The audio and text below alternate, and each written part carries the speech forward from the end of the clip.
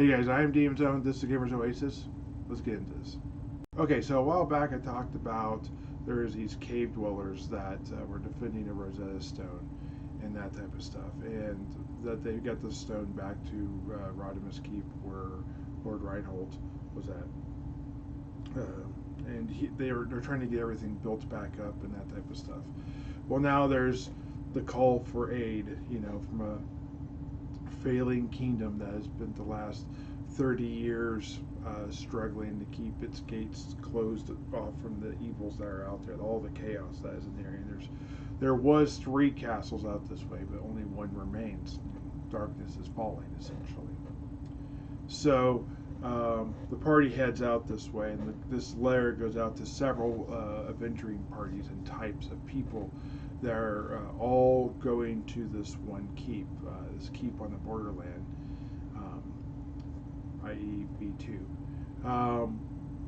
that is actually known as the Saltwood Fortress. And the Saltwood Fortress has in between where Rodimus Keep is and where it is about 100 miles away, 120 miles away. There is an ancient village that has not been inhabited for 100 years or more. 120 years. And again, when the party got there, it's very close, about 6 hours away from where they were dealing with these cave dwellers. They ran into more cave dweller type problems and that type of stuff, and they ran into some more Stirges in this area, which just hones in on the fact that there's some sort of Stirge population in this area. And they come over to where the village is, and they look out at the village, and it's getting on dark, and they're having to decide where they want to stay. And they see that there is an obvious wizard tower that has got 3 levels left of it. The rest of it's been destroyed. And then there is some sort of mine. They can tell that because they can partially see it. They can see signs. They can see the travel to the mine. That is an active, some sort of mining has gone on in this cave system. And then they see that there's this 2-story villa looking thing that looks to be in absolutely pristine condition that is unaffected by time almost. And they're like, nope, we're not staying in town, not during night at least. So they decide to back out. They find a farmer's an old farm homestead that's basically ruined, all collapsed down around them and everything, and they make camp there again. And of course they get attacked by Stirges again the next day. This combat draws more people in. There's another group that was sent out by Edgar White and Lord Reinhold to head to this keep on the borderland. They decide to team up and make a very large group. We have 3 players from the other campaign. We have Sanev, we have Bogsworth, and we have Heinrich. And those are from the original campaign. Then we have all these new players that are coming in. I did like a call to arms, I guess you could say, on Facebook, and drew a lot of people in. So we have 6, 7 people, but even Heinrich wasn't able to make it, and then we had Bogsworth wasn't able to make it, and Sanev had some other stuff come up, and he was unfortunately going to have to drop. But as we went towards the town, it was basically a brand new group, and it would be Heinrich, the cleric. They were trying to put it all together. They ran into these creatures that are about 2 foot tall and that type of stuff, and they were very timid. They seemed to be part plant, part humanoid of some nature. They were inquisitive, they were quiet, they really didn't say a whole lot or act aggressively, but they did not feel overly welcoming, shall we say. Eventually, the party did get close to this villa that's in pristine condition. They saw there was the Worldshaper's ale house in rest, and they were like, all right, well, we'll go in. These creatures came up and actually talked to them. They were using alignment language to talk to them initially, law, and they basically communicated that there was a protected individual inside that was very wise, and he has been expecting you. But basically, the elf in the group was young to hear him, which worries him. But he will see you, essentially. So they're brought in, they're offered free drink, which, if you know about Fae stuff, you don't, or fairy stuff, you don't take free food in general. This turns out not to be that type of a scenario. That's a whole different thing. They did receive free drink and free food. They didn't pay for anything. This elf comes down the stairs, who's very ancient.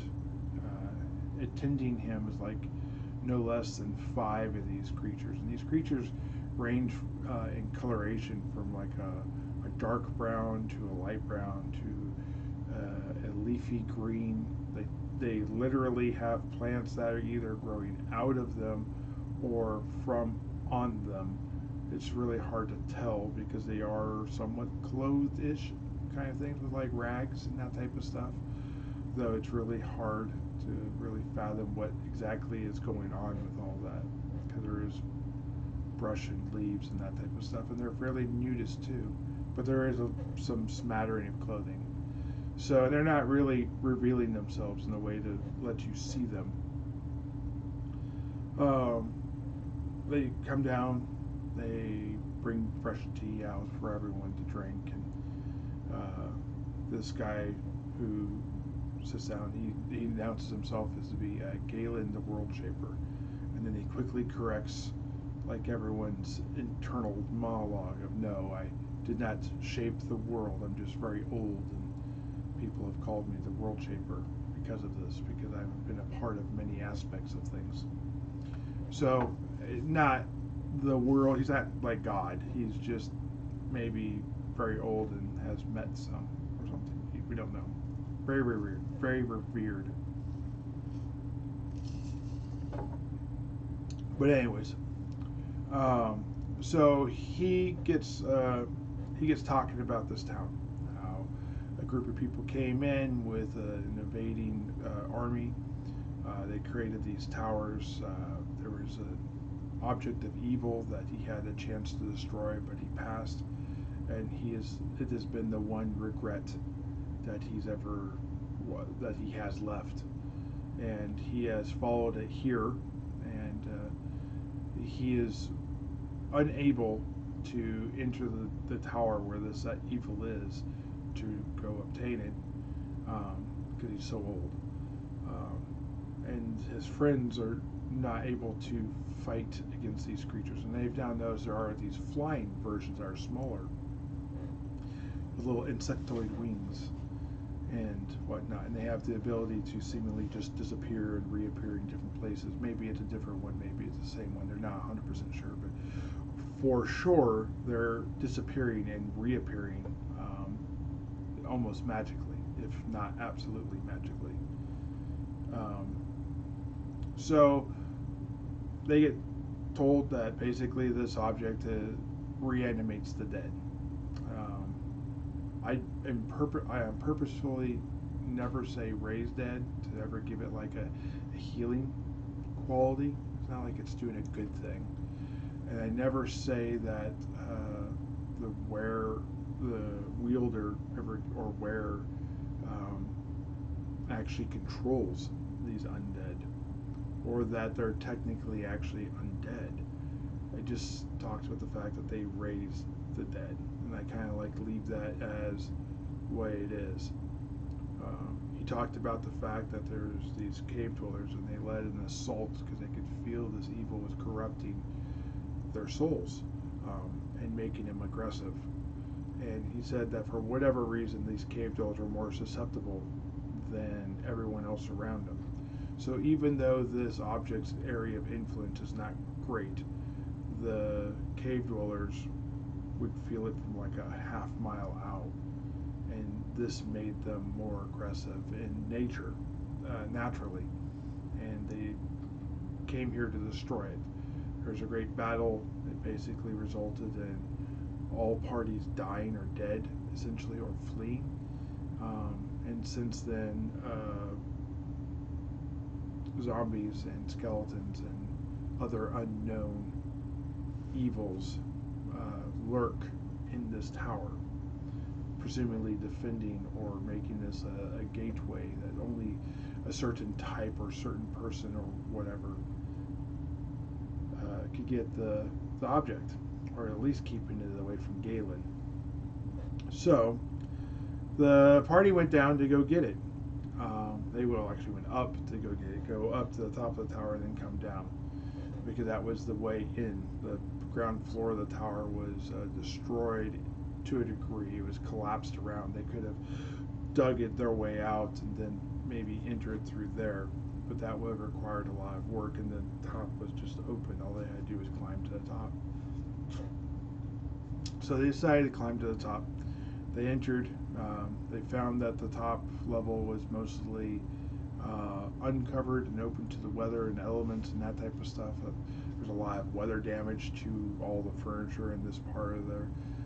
They immediately ran into undead that were basically hiding from the sun, and they would come out to fight, but then would fade back into the shadows afterwards if there was no one to fight. I guess that's a great point to go into my world just a little bit.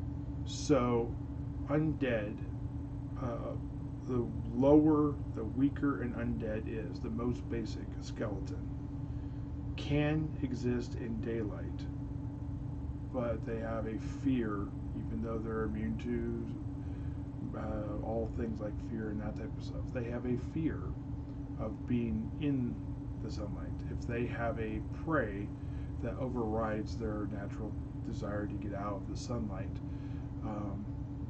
they will attack, but they won't go venturing out to look for prey to attack. Same thing with zombies and that type of stuff.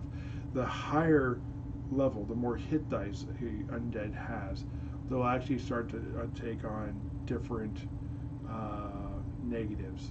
Some will actually take on damage if they're exposed to direct sunlight. So something like a lich, which doesn't exist in my game, but if there's be a lich, they would literally stick their hand out like a vampire and take damage, even though liches don't normally take damage from sunlight. And this is just a function of my world. But a zombie's not going to be burnt up because it stepped out in the sunlight. It just will choose not to. It's not intelligence. It's not, emotion. It's just a quirk of the world, shall we say. So anyways, as they go in, though, the sunlight disappears. So they clear out the first level. There was like 12 zombies. And they were a mixture of these cave dwellers, and they were a mixture of some sort of soldier humanoid soldiers that looked to be wearing tans and blues for garments and that type of stuff. They found a stairwell down. They took it down. Now the undead did not seem to care about the sunlight because they weren't really in it. It was drier. They found some more stuff that was a little nicer. They were now one level up. The second and third floor were 10-foot ceilings. The first and second floor were 20-foot ceilings. So there was a very large gap between the first and second floor, but the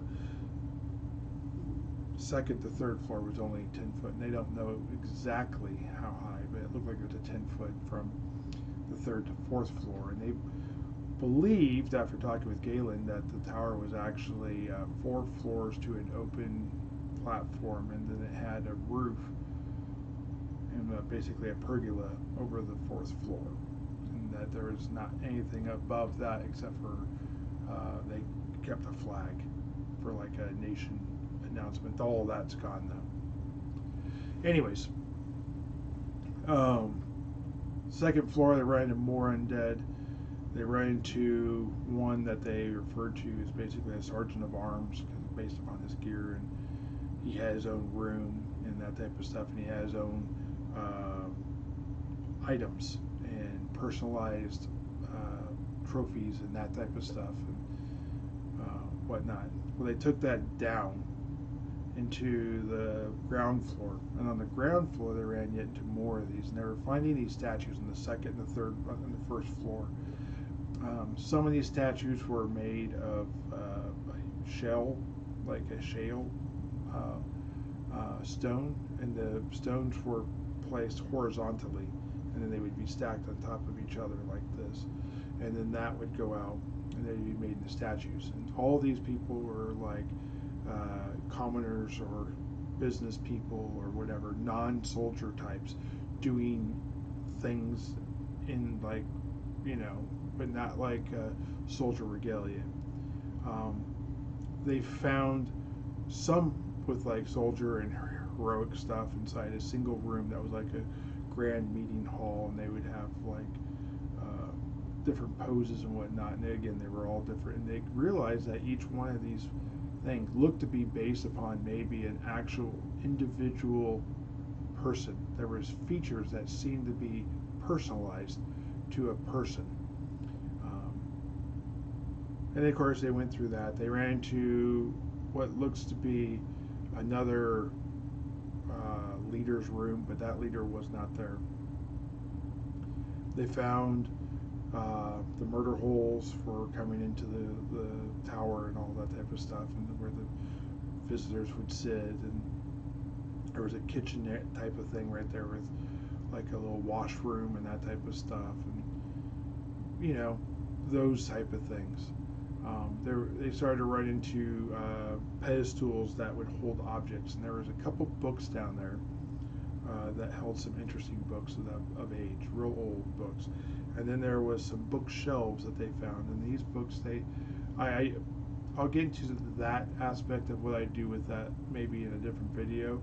But these bookshelves ended up only just holding a couple ancient books. So this particular book they had one called the Book of the Desert. They had other items like weapons that were made of a special steel or iron. It was sort of a blue in color, not magical. They found a wedding ring on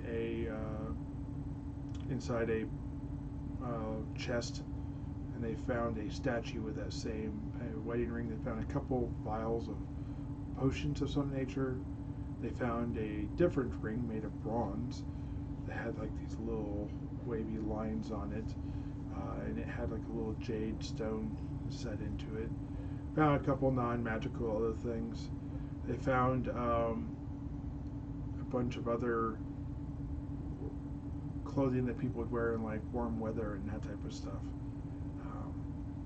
And they found another book called The History of Sand. Also, one of the very important things that they have not really looked into a whole lot yet, they found a officer's uniform for an unknown army that they don't recognize the army at all. So they get to the stairs again, and they're trying to figure it out. Like, they've not seen anything that looks like this evil object, but they have seen these zombies walking around, and it's made them like, what else is here? So they're checking statues, turning things, trying to figure it out. In a very center room, let me pull up. Okay, as you can see here, they came down and they couldn't find anything. There was a statue over here. They left the statue initially. They went around to all these locations, checked the bookshelves, went to this room here, went to here, went through the murder holes, went around. There was an original entryway. They found out this is where the visitors would come, and they would wait over here. There's a washroom and a little kitchen, and over here is where they'd eat. Essentially over here would be like the commander or captains or whatever you might want to call them. And there's these two pedestals here, and there was a pedestal over here, and that type of stuff. Statue with the rings right here. Okay. So they get here, and they decide they're going to go ahead and go and try and figure out what's going on with these stairs. Well, with messing with all these statues they have through here, they eventually found that when they turned something in the statue, the stairs just went straight down. And what was 20 feet above them actually then became at ground level, and then meant that the stairs went 20 feet down to a landing to basically a subfloor of the tower. And that subfloor is right here.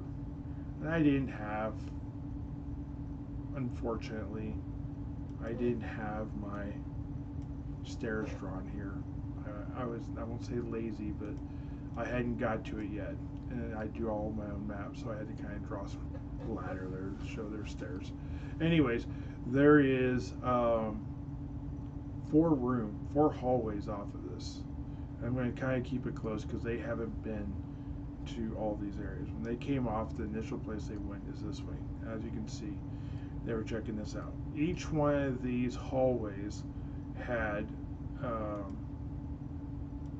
right here and right here had crypts. Then back here and back here there was crypts, and then back here there was crypts. So I'd have them roll to see if they could find anything within the crypts, or if anything in the crypts stood up and made themselves known. And they had mediocre luck all the way through. Before they got to these last 2, though, they did find the secret door just by being there. They went over here, and this is where they found one of their books of sand, History of the Sand. And they found this. They went down this hallway here, found this room, went to a larger room. You can't really see it, but there are several pedestals in here, 5. They don't know about that secret doorway, but they do know about this one. And they went into here. And they were like, what is going on here? They couldn't figure out how to get the door open because it's not meant to be open from the inside. These here, which they don't know about all of them, are, as it says right here, prison cells. So literally, this is they found like the back entrance into a prison. Or if you were inside a prison cell, you could go back here and literally could just leave if you could find all the secret passages. So for whatever reason, there was fake prison doors. They went this way then. Excuse me. And there's all these white statues over here made of like a marble stone.